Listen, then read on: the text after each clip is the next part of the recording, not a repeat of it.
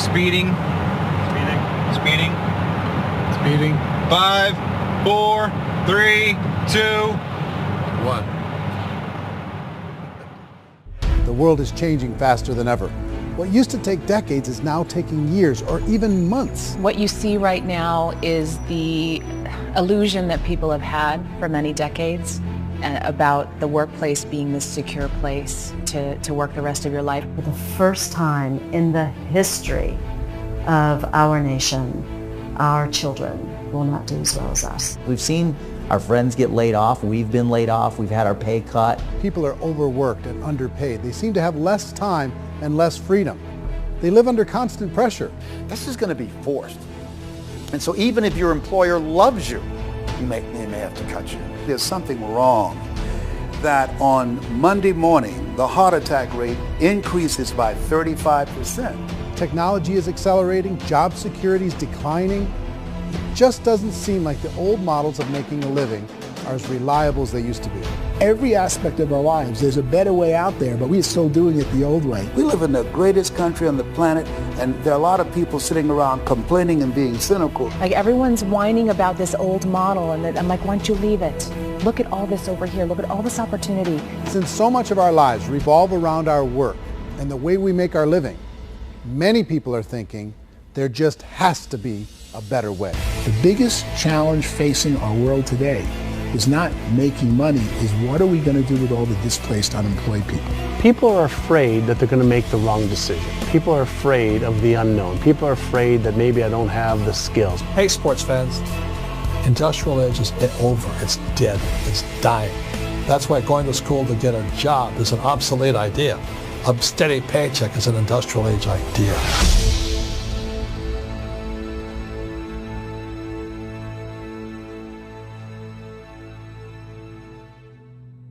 It's the search for answers that has brought us here together today. My name is Eric Worre, and for almost 30 years I've been an entrepreneur, struggling at times, but ultimately succeeding. As a best-selling author, speaker, and business owner, I've spent my entire career helping millions of people around the world to become entrepreneurs. And I believe strongly that there is, in fact, a better way when it comes to how we make a living. The career landscape has changed dramatically, and many are still working in a model that is completely out of date. What worked for previous generations isn't working as well for people today. In this film, we're going to explore 3 important questions. First, what's really going on in our working world today? Second, in this new economy, is it better to become an entrepreneur, or is it safer to work for someone else? And third, if a person decides to become an entrepreneur and start their own business, how can they do it without taking on massive risk? To help in this journey, I've brought together some of the greatest experts and thought leaders in the field of entrepreneurship to share the real facts with you.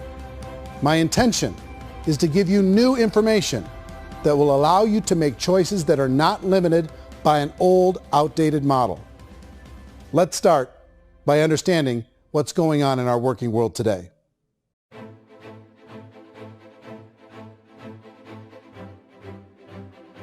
Let's look at unemployment. 30-40% of the people are honestly not working, but would be working.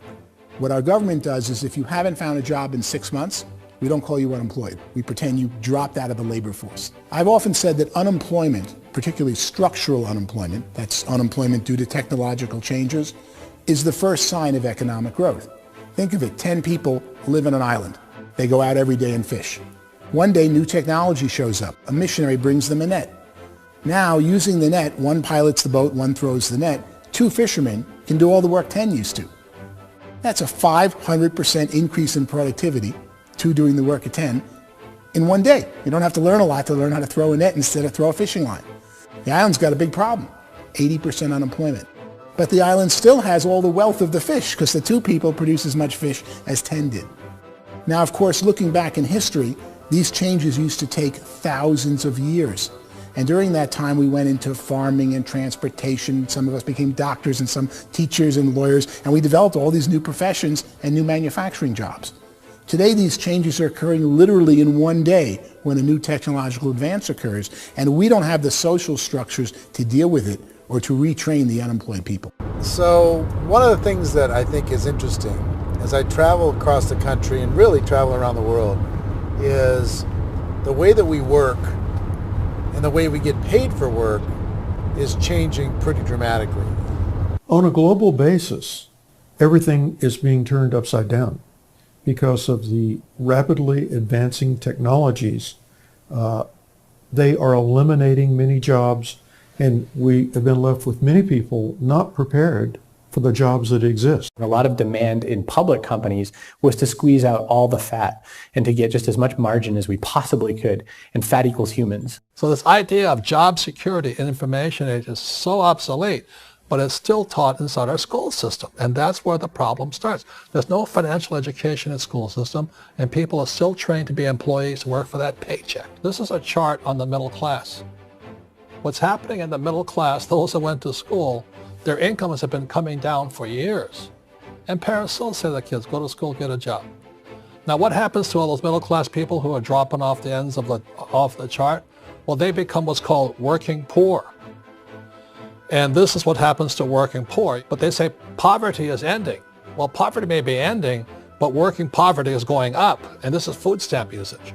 So food stamp usage in America is going through the roof right now, because people cannot earn what they call a living wage. Most people have experienced financial pressures that I think are probably greater than they have been in the past. If you're not working for yourself, then it's going to be a pretty hard road for a lot of people. Today, if you're going to control your future, the 40-40 plan is gone, where you can graduate from college and get a job and work for 40 hours a week for 40 years. That day is gone. So some of these charts actually tell you what's going on. And this is a really interesting one. You know, people are going back to school because if I go back to school, I'll get a nice job. But this is what's happening to, it's called Sallie Mae, which is the student loan guys. Student loan is going through the roof. It's now over $1 trillion. And student loan debt is worse than credit card debt. So when people stopped using credit card, the government got people into student loan debt. And the problem with student loan debt is you can never be forgiven. See, with credit card debt, you can declare bankruptcy and all's forgiven. But student loan debt, you can declare bankruptcy, you still owe it. It's the worst of all debt. But this is the next picture. Look at this chart here. This is what's happening to wages of college graduates. It's going down. So you go to college, you rack up all this debt, but you earn less money. Now, that's not that intelligent. Average person who's been working a lifetime in America today is ending their lifetime at 65 with about $41,000 in assets. They earned just enough to survive. I think in the United States we have something like 17 trillion in debt. That's just the federal government debt. We got another 2 in municipal and in other, let's call it almost 20 trillion government. We've got 40 trillion in private debt. That comes up to close to 60 trillion. When you then add something we never had before, what you were talking about, when we look at the unfunded portion of Social Security and primarily Medicare, Medicaid, that at the most conservative estimates from outside firms, Kleiner Perkins, 67 trillion and growing. That's more than all our other debt. There's less conservative estimates that say it's 84 trillion or higher. I added up conservatively $127 trillion in total debt. Debt is a financial drug. When you take it to excess, it's like taking a drug. Yeah, it makes you feel better, it enhances your performance, but at a huge cost, eventually it kills you. And so that's what happens. We keep doing more and more debt, and you get less and less results, just like a drug, until the debt gets so high that it crushes the whole system. That's where we're at, 8.2 times GDP. You know who I feel sorry for?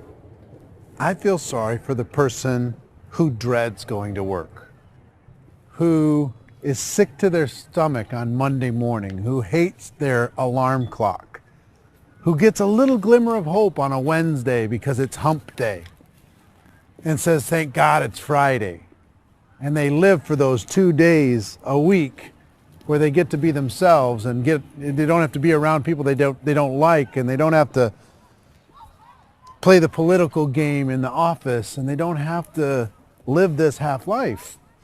The person that works 50 weeks a year just to be able to have the 2 weeks for vacation. And you know what happens to most of them nowadays? They don't have a vacation. They have a staycation. They have time off of work, but they don't get to go where they want to go because they're overextended. They've got all this debt. They got all this situation. They hate their alarm clock. They can't sleep until they're done. They have to spend most of their life in traffic. I feel sorry for that group of people because there's a better way. They just don't know it. I see this really interesting attempt at rugged individuality in a 6x8 rectangle. And I feel like you're all the same, except for the little push pins of the pictures. There's different pictures. Yours is named Jenny and his is named Sujara, but it's the same people. And this is how they are, and they're just like the zombies, and there's no joy in there, there's no fun. There's always like the wacky woman who decorates her cubicle, and that's the most she can do there. You got to give her credits, right? The wacky cubicle woman. The basis for their life is worry. I'm worried, you know, maybe I'll get fired. I'm worried maybe my company will go out of business. I'm worried I can't keep spinning the plates on paying the bills. I'm worried about how do I send my kids to college. I'm worried, what if the transmission of my car breaks? That's, you know, 2 or 3, I can't fix it. People live in a sea of worry, and it eats at them. Those signs that people held up during the Depression didn't say looking for gainful employment in a cubicle. It said looking for work. Work is what we're looking for. Job is just a unit of measurement. Work is what we're going after. It's time to look in the mirror and say, it's not the economy, it's my economy. It's my little world of where I am. I need to improve. I'm not going to wait for the economy to come back because, frankly, the economy is doing great in this country. So I'm here on Wall Street, the financial center of the universe, the financial capital of the world. This is where most people's money goes to at least be held for a time, right? With interest rates in banks being effectively zero, and many experts are predicting it's going to stay at zero for the next 10, 20, even 30 years, people feel like they don't have any choice but to put their future into equities, to put their future into the hands of other people on this stock market, and hope that the stock market goes up, hope that the stocks that their advisors pick or that they pick goes up. That's one way to go, I guess. It's my personal belief that if you put your future into the hands of yourself, in other words, you have earning power by yourself, I think you're a better investment than these guys. I think controlling your future is a better option than handing over your retirement to these guys. The average household income in the United States is approximately $50,000 a year, what they call the middle class. To reach the top 25% of income earners, you'd need to earn at least $90,000 a year. To reach the top 10% would be a household income of $140,000, the top 5%, $190,000, and to be in the top 1%, you'd need a combined household income of at least $380,000 a year. So here's the question. What do you think would give you the best chance to move up and get to the top 10%, the top 5%, the top 1% or beyond? In my opinion, and in the opinion of many, many experts, the answer is to become an entrepreneur, to become your own boss. I think you have to be a business owner. I can't, the only time I ever say to someone it'd be great to be an employee is when they've already told me they've surrendered. I only tell people who are wounded spiritually that they should be an employee. And it's that feeling that you get when you pick up the backpack off the little Cub Scout and say, "Don't worry, little guy, we'll get you back to the camp." You know, it is in no way a kindness when I tell someone they'd be a great employee. The other status symbol really increasingly is lifestyle. I mean, people can own their own business, maybe even work out of their house. That, I tell you, people admire that. Like, gosh, I wish I could do that. The spirit of the entrepreneur is to be a risk taker and to be resourceful and unstoppable and to have a vision of yourself beyond where you are and not willing to settle for life as it is. Think about the great entrepreneurs. They're visionary. They have heart. They're willing to do today what others won't so they can do tomorrow what others can't. Personally, I don't think of the new economy, the old economy. I create my own economy. The entrepreneur's in control. I decide what the economy is going to be like. In the world of entrepreneurship, there are no limits. you can make as much as you want, depending on how much you want to work and how smart you are and how great a team you put together. There's no more lifetime rewarding business than being an entrepreneur. Why in America, where anyone could be anything, would people want to give up their freedom and become effectively a modern-day slave, told shut up and be here every morning at 7:30, leave at 5:30, and do what I tell you? If people decide to become an entrepreneur and work for themselves, they have some traditional options, but they're riskier than you might think. Any kind of a retail business, retail build-outs, is extremely expensive. Even just these small little yogurt stores where they're putting little yogurt machines and you get all the different flavors, you're spending $200,000, $300,000, $400,000 to open a yogurt shop. I would love to buy a Dunkin' Donuts, but it's $500,000 or so to start. I don't quite have that just-in-case money. Risk you can lose it all, and most guys do 2 or 3 times, and even big guys like Branson, because I'm such a fan of his, half his companies don't work. You make $1 million, your problems are going to go. If you make $1 billion, your problem's really going to go. Just the opposite. You and I know when you're making $1 million, you get $1 million responsibilities. You make $1 billion, you got 1,000 times $1 million responsibilities. And most people say, I'd love to be my own boss. 70% of Americans would love to be their own boss, according to recent polls. But they don't know how to get there. Because what are you going to do? One, you could buy an existing business. If somebody's selling an existing business, you have to ask why. Usually because it's probably hard. It's probably not making as much money as they hope. 2, they could buy a franchise. A little less risk, proven system, but it's expensive to be able to do that. 3, they could start something from scratch.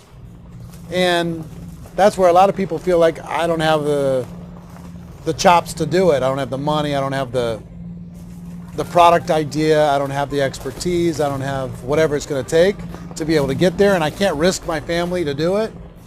So 4th, they could become an investor. A lot of people in this town invest to try and figure out a way, but you got to be pretty smart with that game too, right? Venture capitalists, who are the very best and most sophisticated in investing in new breakthrough businesses, make it on 1 out of 11. That means 10 out of 11 are mediocre or fail. Most of them fail. That's the risk there. An angel investor is lucky to get 1 out of 15 or 20. A business is a team sport. Like, I have to have accountants, I have to have engineers, I have to have system designers, I have to have sales, marketing, I have to have accounting, I have to have mission statements, I have to have legal and all that. The average Joe Schmo, even me, I go out there, I don't have the skills to put a business together. I think the bottom line for the 4 traditional options is they take money, sometimes a lot of it. They take expertise, and they take time.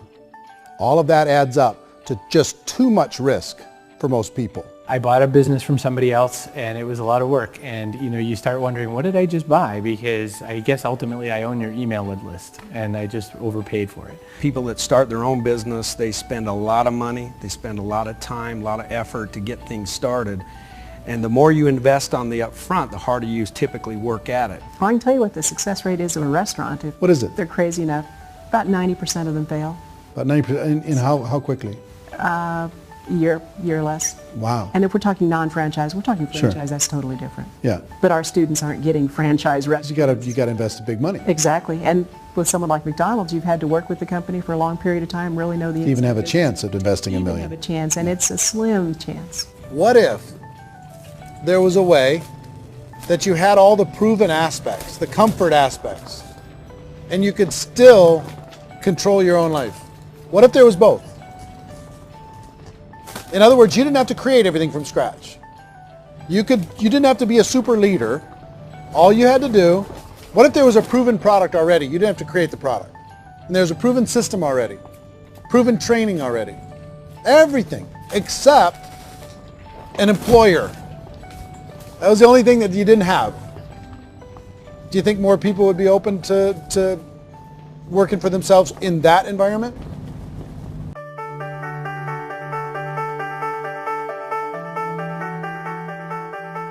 In our search for a better way to make a living, we've come to the conclusion that becoming an entrepreneur is actually safer than being an employee. And through our look at the entrepreneurial options, one particular path kept coming up from expert after expert. And I think most people will find it surprising because it's certainly a non-traditional business model.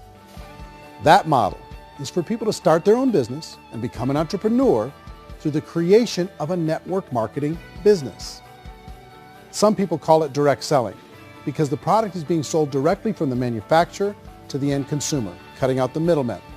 Other people call it multi-level marketing, or MLM, because there are multiple levels of commissions paid. The most common term today is network marketing, because network marketing best describes using a large group of independent distributors, independent entrepreneurs, to move a product or service more efficiently. So my friend here, Donald Trump, and I, we always write about the network marketing industry. And the reason we support the network marketing industry is because it really is a business school for entrepreneurs. Because most people come out of school looking for a paycheck. Oh, that's terrible. I went to network marketing like that. I think if it didn't exist, we should invent it. It is that good. I think direct selling is a great way to do business today. It's very easy to get into that industry, and you can be self-employed, be in effect an entrepreneur. When we see multi-billionaires adding network marketing companies to their portfolio of companies, that would be a clue. When we see people who are very famous authors and very famous business people endorsing the industry, that would be a clue. These network marketing companies aren't $50 million companies. They're billions and billions of dollars. They lead the stock market. They're major companies. When we're going to get it? You know, and you're going to school to work for a paycheck. But if you want to be rich, be an entrepreneur. And network marketing gives you the spirit to be an entrepreneur. A traditional company will spend up to 50% of their total revenue on marketing. Network marketing companies use a different approach. Instead of having all that extensive marketing expense, they utilize a network of independent distributors to do the marketing for them. Now, why do they do this? First, because word-of-mouth advertising is so much more effective today than traditional media advertising. Second, some products need to be explained or demonstrated, and an independent salesperson can do that more effectively than an ad campaign. Third, it's completely efficient. The company only pays for the marketing of their product if a sale happens and not before. Imagine if Amazon allowed you to become an independent distributor and paid out 40% of its revenue to that distributor group. All you had to do as a distributor was recommend a product, and if a person bought it on Amazon, Amazon would take care of all the logistics, and you'd get paid for bringing the customer. Now imagine you got paid for every purchase that customer made for the rest of their lives. Well, Amazon doesn't offer this option, but network marketing companies do. 85% of all buying decisions in our society are made as a result of word of mouth or reputation. We're recommending things to each other all the time. You know, who's your dentist? Who's your doctor? Who's your lawyer? What detergent, are you using? What legal system are you using? What product are you using? We're talking to each other about the things that we love anyway. When you go into a big box retailer, you're lucky if the clerk looks you in the eye, much less gives you any detailed or accurate information about what you're purchasing. So of course, this personal information, this education coming from a friend, a neighbor, a relative, or even a stranger, but one who has experience with the product is extraordinarily valuable. As a matter of fact, network marketing can educate consumers probably better than any other form of marketing. It certainly can do better than advertising because advertising usually has a certain hype to it and you can only get limited information. So, network marketing trumps advertising. If you were a typical sales company and you wanted to sell $1 million a month worth of product, you might go find 100 superstar salespeople. The quota would be $10,000 a month. So network marketing as a distribution system just flips the numbers. So we use 10,000 happy, raving fans of a particular product, and we don't concern ourselves so much with how much product each one of them individually sells. If they sell just $100 or $200 a month, and there's 10,000 of them, you're selling $1 million to $2 million a month worth of product. And that's the best way I can explain how network marketing works. This is the marketing arm of the company. There's not money being wasted on bricks and mortar. There's not money being wasted on inventory that's sitting stagnant somewhere. There's not of employees standing around that don't have customers. These are people that are going to connect with customers. These companies allow people to become independent distributors for extremely low cost and with no minimum time or sales quota. Essentially, they own their own business and can provide as much or as little sales as they choose. In other words, the distributor gets all the benefits of traditional business ownership without the risk. The advantage of network marketing is the ease of entry, the low risk, and the low startup cost, because almost everything else has very high risk. You can get in for a minimal investment. You're buying into a system that's already been proven, products or services that have been proven to work. The keys to network marketing is providing an opportunity for the masses to get involved, providing an opportunity for the average person who doesn't have the resources to start their own business. All of this so far is fairly straightforward, but network marketing offers another benefit, and it's this benefit that makes it so interesting for entrepreneurs. Network marketing allows a distributor to build their own network of other distributors and then compensates them on the sales created by that entire group. Direct selling is, at its base, very simple. It's the sale of a product or service to an individual on a face-to-face, one-on-one basis, just the way we're talking right now. But there's an important element as well, and that's the offering in conjunction with that sale of product, the offering of an opportunity for someone to make something of themselves. No matter what your social status is, no matter what language that you speak, I mean, look how many unbelievable people are becoming successful that speak every kind of language out there. What an awesome gift to give the world. Instead of having to work your way up in a system and prove that you could be a sales manager, they just decided everybody can be a sales manager. Everybody gets to build a sales team from day one.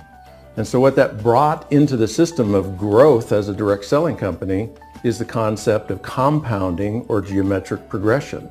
Because now you can actually grow a sales force very quickly because everybody is enrolling people in their own sales force. People who are like, oh, this is weird, I'm building a sales team. Well, what do you think you do at a regular company? How do you think a regular company works? Network marketing is the only industry that doesn't say your past determines your future.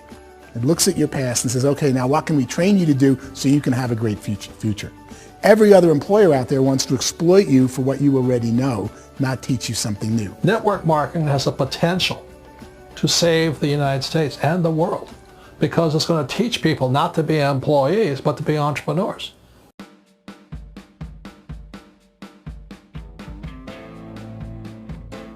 According to the Direct Selling Association, if you add up all the network marketing companies around the world, they combine to do over $178 billion a year in retail sales. To give you an idea of how big that really is, the NFL, the National Football League, does approximately $9 billion a year. The music industry does a little more than $16 billion a year, and the movie industry does about $80 billion a year. Using a conservative average, network marketing companies pay their distributors about 40% of that $178 billion in the form of commissions, which adds up to more than $71 billion a year. That's almost $6 billion a month. It's almost $200 million in commissions every single day. So it's certainly working, and people are making serious money in network marketing. With the growth of the direct selling industry over the last 10, 15, 20 years, we've seen a broader understanding of the channel. We have seen more and more people getting involved in the business, so our penetration in the marketplace has increased, and thus the understanding in the marketplace of who we are has increased. And we've seen non-direct selling companies look at the direct selling model and say, something's going on there. People are making money. Companies are being profitable, individuals are being motivated, product is being delivered to market. Maybe we should explore this. Some people think only the people at the top make money. Well, let's take a look at that as well. In the network marketing profession, there are roughly 500 people in the world who earn over $1 million a year. If you round that number up to $2 million a year, that adds up to about $1 billion a year. That takes the $71 billion paid out each year down to $70 billion. So where does the rest of the money go? The vast majority goes to part-time people making anywhere from a few $100s a month to many thousands of dollars a month. It goes to people who choose to make it a full-time career move and earning even more than that. Every day, people are using the money they earn through network marketing to pay off debt, have more fun, and improve the quality of their lives. Everyone I know in network marketing has been doing that since the 50s. They go to work when they want to go to work. They stop working when they want to take time with their children to have a leisurely breakfast and discuss issues and driving to school. They go back to work when they get home, wherever they're working out of. The biggest thing that I've seen is people that have become much happier in their life. MLM has probably made more millionaires of more people in more countries, and I've spoken to them in 67 countries, than any other single form of business, starting from nothing. If they have a choice between working a job for the next 10 years or working a network marketing business for the next 10 years, the result of working the network marketing business will be better. A lot of people within the industry go on and make this a career and do extremely well at it. Network marketing has been nothing but good for everyone I know that's been involved with it because they did it seriously and they played full out and they've been very successful. It's been a constant barrage of success stories and people showing off stuff that they got as a result of it. How many people are involved? Approximately 16 million Americans and 96 million people around the world are currently participating in network marketing. And in a recent poll, 82% of those people report a good, very good, or excellent experience with network marketing. So people are happy.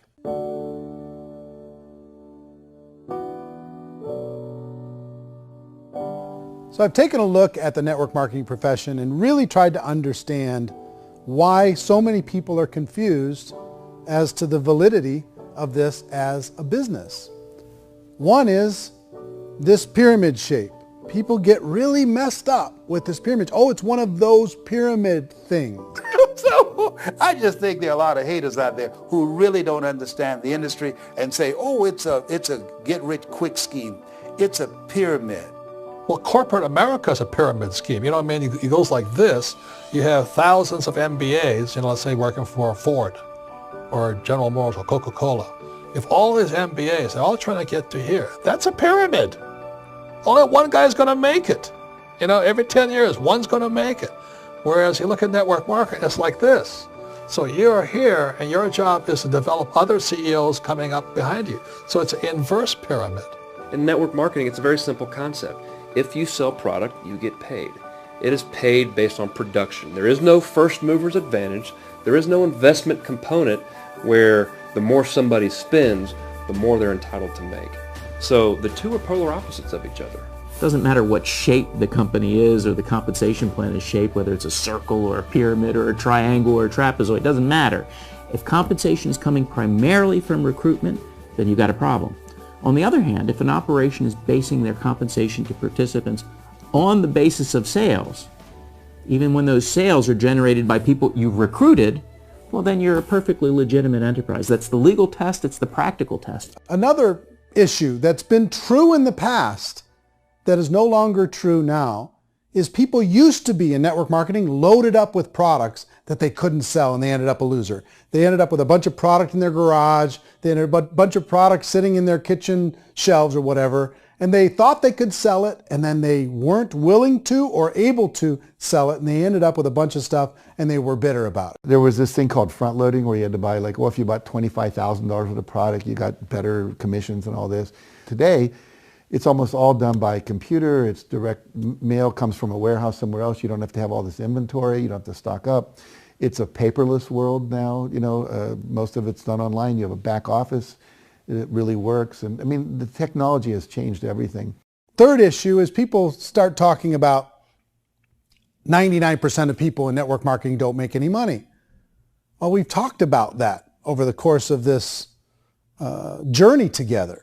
Almost $200 million a day is being paid out to network marketing distributors around the world. The naysayers, the people who say that it doesn't work, are usually the ones who just don't know how to make it work for themselves. And so they're giving you an opinion, and I tell people don't confuse people's opinions with expertise, because opinions are free.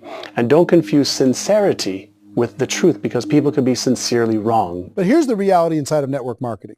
The vast majority of people that get involved in network marketing just become customers and they get involved to be able to purchase product at a lower price.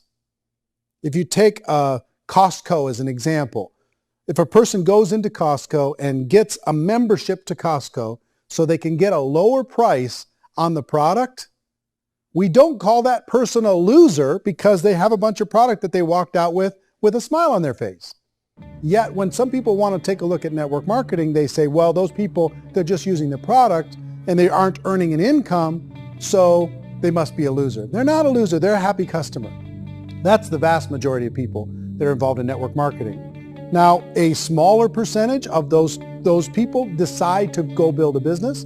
They earn $300 a month, $500 a month, $1,000, $2,000. That's the bulk of earnings in network marketing. And then there's the few that really decide to take it serious, really decide to build a large network, really work to make that network very, very productive. And those people make huge amounts of money and there's no cap. What I do as an outside economist, just somebody looking at this industry like any other industry I speak and say, look, what's the realities of this? 1% do incredibly well. 10% generate some additional income at pretty low risk and effort. That's not, and 90% of people roughly end up customers. One thing that I think is real when it comes to people's perceptions about network marketing is people put this, and distributors, I think, involved in network marketing have some responsibility for this. They have sometimes unrealistic claims about the product or about the income. Most people who become distributors, they want the money, they want to be successful, but they don't have the skills. They don't know what to do. And when people don't know what to do and they're in a new business, they're scared. And when they're scared, they panic and desperation kind of sets in. So they think everyone they talk to has to get in. So if I talk to you and you say, well, no, I don't have time to do that, they're like, no, I need you. You have to do this or I won't be successful. So I start clawing on you. I start that desperation. So then I start making claims about the product, which are not appropriate, probably not even true. Or I start saying, oh, let me show you how you can make all this money and you don't have to do anything, Eric. And so you just totally misrepresent the opportunity, and you're clingy with people because you think you need everybody to be successful, and you don't. You know, one of the messages that I try to deliver most forcefully to companies as well as salespeople in direct selling is that you don't have to overpromise.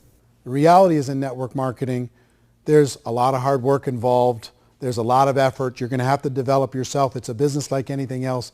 It's going to take some time, but in my opinion, it's better.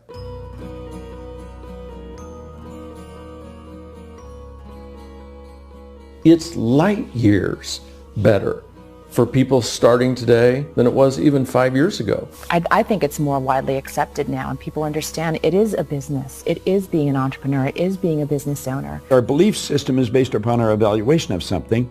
And frequently, if we reevaluate a situation, our belief about that situation will change. The industry has changed and it's grown up. It's totally transformed. You've got young people today that have grown up with social media, and they understand networks. They understand how people are connected through technology, and they understand how money flows through those networks. So when they see network marketing, they don't see it the way their parents saw it. And we've all learned, the larger industry that you represent, has all learned from those mistakes and flaws and errors that have happened early on. Early algorithms didn't work the right way. That's all fixed. It's like when they design a computer program, they design the program, then they run it, and then they go back through and they debug it. The MLM industry has been debugged. This is the day of being virtual, being able to run a business from your mobile phone. I mean, it's incredible. Companies are getting smarter. They're implementing more consumer protections. They're implementing more compliance training. They're doing more with respect to product research. If you do get involved and you make purchases of inventory, even on a voluntary basis, if you decide that this business is not for you, you can leave and have that inventory repurchased by the company. There's no other business that offers that kind of protection on a voluntary, self-regulatory basis.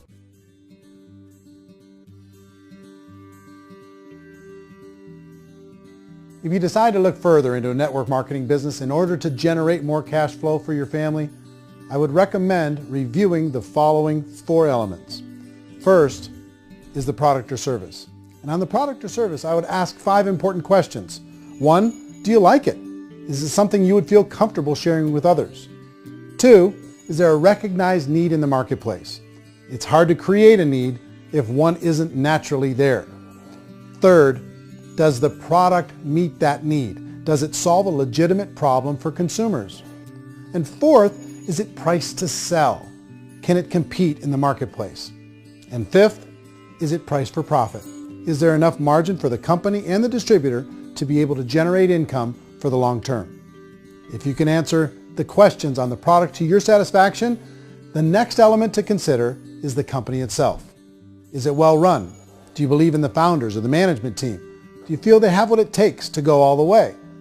See, it doesn't matter how good the product is if the management can't take care of the company.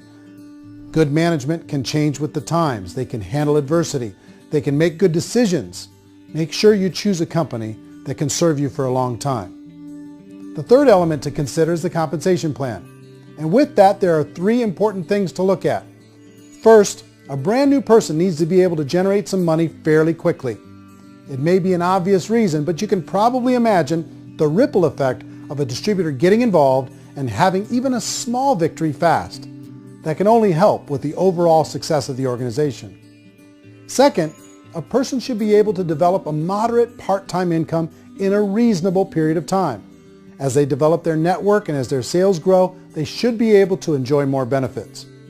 And third, for the people who are really serious, for those who decide to really go pro in the network marketing profession, there should be the possibility to make a serious full-time income if they work hard and are committed to developing their skills. If you're comfortable with the product, the company, and the compensation plan, the last thing you should look at is the support that will be made available to you. Does the company have a website? Does it have a solid online reporting tool? Do they have comprehensive training available? Do they host events to help you build your business? If you decide to do this, what kind of a support system can you plug into? Choosing a network marketing company is a personal decision. But evaluating the 4 elements of product, company, compensation plan, and support is a great place to start. Is the company promising that you're going to get rich quick or that you can make a lot of money without a lot of effort? That's a red flag. Is there a product that you really believe in that you think can be sold?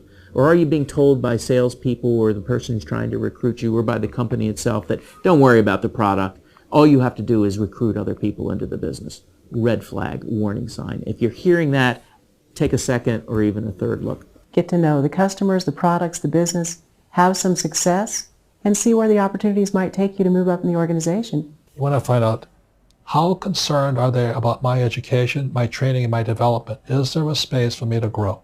Most important question. Learn everything that you can about the product. Make sure it's something that you believe in, and learn everything you can about the industry and work that system. You have to be very passionate about whatever that company is doing. I would get involved. You can always test drive anything, the product, the service, the community, and then lean into it a bit. If it feels good, then lean into it a lot. Behind me is the Lincoln Memorial. And this is a place where Martin Luther King Jr. had his famous "I Have a Dream" speech. And at that speech, he talked about his dream for equality for everyone around the world, and that's a noble dream. But I think more people need to remember what it was like when they were kids and the dream was still alive in them. Before it got beaten out of them by reality, by this paycheck, by these responsibilities, and by having to live for this job to pay the bills. I think people need to remember that, go back to that. Once they know that there's a better way, I think their future is going to be much brighter. They can live a better life.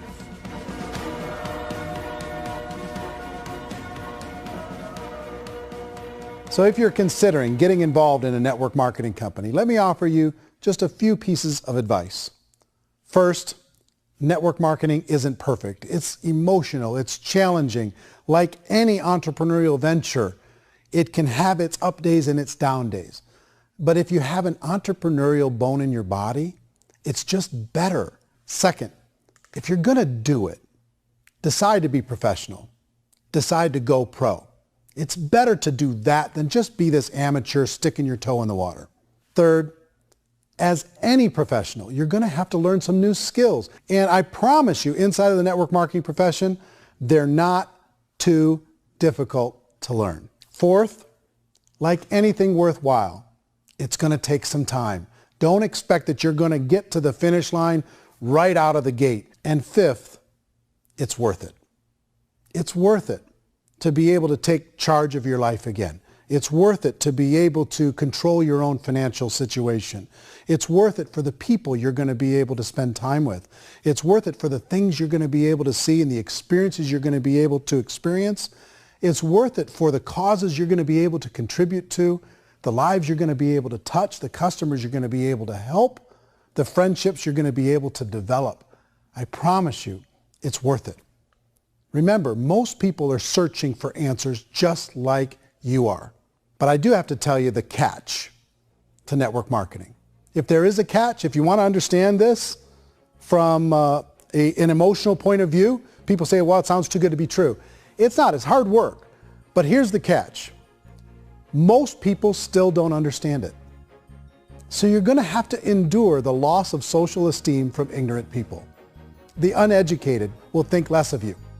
Now, if you can handle that, you're on your way. If that's going to destroy you, you know what? Entrepreneurship in general probably isn't in your future.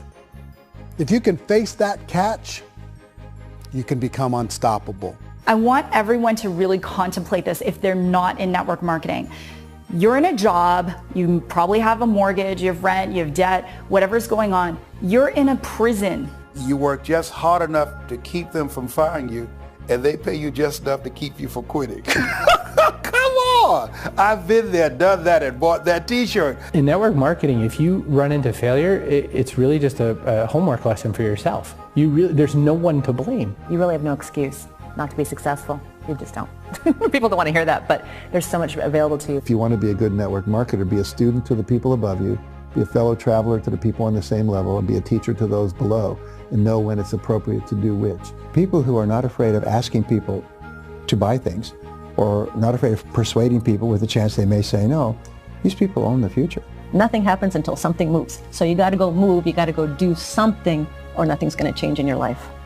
In the beginning, you're going to do a lot of things that you don't get paid for.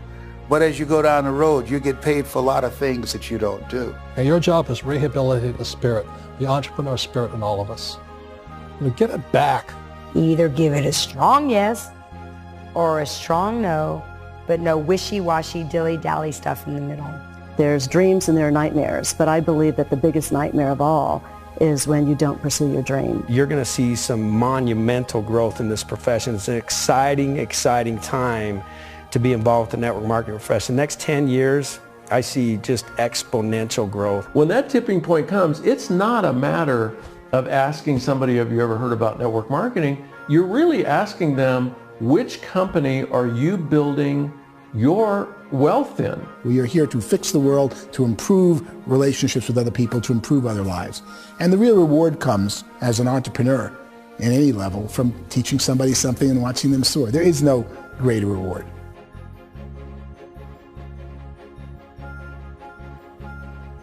Life's too short to spend it living someone else's dream instead of your own. It's too short to spend it living at a fraction of your potential. Can being an entrepreneur be a challenge at times? Sure. But here's what you get in exchange. It can be yours. Something that you built, something that you created, something that you made happen. This balloon represents your dream. It represents entrepreneurship. My wish for all of you is that you would reach out and grab it. The choice is up to you.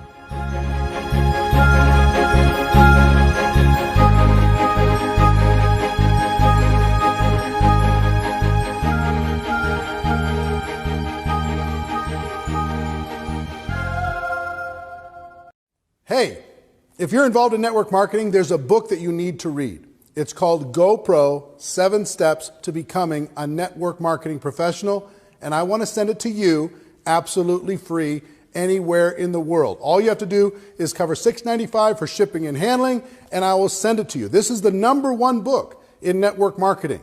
It has sold more books around the world in many, many different languages than any other network marketing book, and it will help you become a network marketing professional. It'll help you develop the skills necessary to build a big business in this profession. So click on the link on this video or go to freegoprobook.com and I'm happy to send it to you. I can't wait for you to get the results from this book. Check it out.